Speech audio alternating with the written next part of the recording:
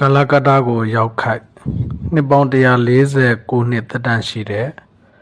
ဒီကော်ဖီဆိုင်ကိုလာရောက်ပြီးတော့လေ့လာပါတယ်ဒီကော်ဖီဆိုင်ကကလကတ္တာတက္ကသိုလ်အနီးမှာရှိပါတယ်ကလကတ္တာတက္ကသိုလ်ကဒီဘက်မှာပေါ့နော်ဒီနားမှာ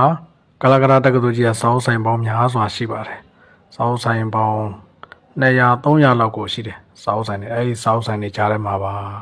ကလကတ္တာတက္ကသိုလ်ကကက်လျက်ပေါ့နော်ဒီကော်ဖီဆိုင်ကြီးကဒါကဦးဇင်းတို့ဒါကလကတ္တာတက္ကသိုလ်အနီးမှာရှိတဲ့စောင်းဆိုင်တချို့ပေါ့ကော်ဖီဆိုင်ကြီးရှေ့ကစောင်းဆိုင်တွေပါဒီစောင်းဆိုင်တွေကြားထဲမှာပဲဦးဇင်းတို့နှစ်ပေါင်း149နှစ်သက်တမ်းရှိတယ်ဟောဒီIndian Coffee House ဆိုတဲ့ဆိုင်ကိုတွေ့ရမှာပါဆိုင်နောက်ကိုဝင်ပြီးတော့လေ့လာမယ်ဦးဇင်းတို့ကလကတ္တာတက္ကသိုလ်ရဲ့သက်တမ်းကနှစ်ပေါင်း168နှစ်ရှိသွားပြီရန်ကုန်တက္ကသိုလ်ကြီး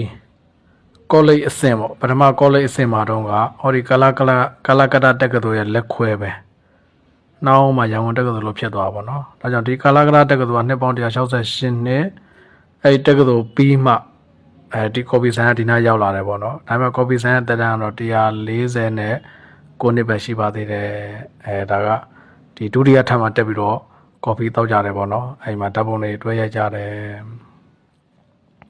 ဒီအတွင်းထဲမှာဆိုလို့ရှိရင်ဦးဇင်းတို့အဲဒီမှာကော်ဖီတောက်နေတဲ့ပုံကိုယ်တွေအများကြီးရှိပါတယ်ဒီထဲမှာပဲဒါကြောင့်ဒီကော်ဖီဆိုင်တက်တန်းတစ်လျှောက်ပေါ့တက္ကသိုလ်ကျောင်းသားတွေအနုပညာရှင်တွေ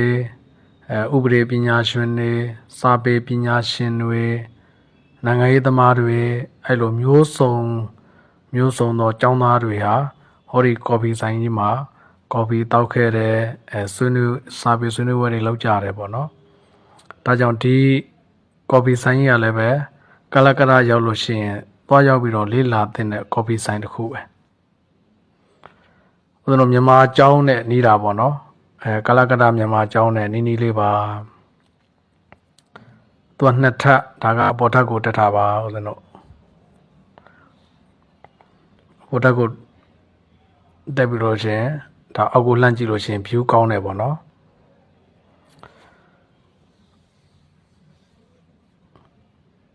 ဦးဇင်းတို့ဒီအပေါ်ကနေတော့ကြည်လိုက်ဟိုအောက်ထဲကိုအောက်ထဲမှာ coffee တောက်နေကြတာလေ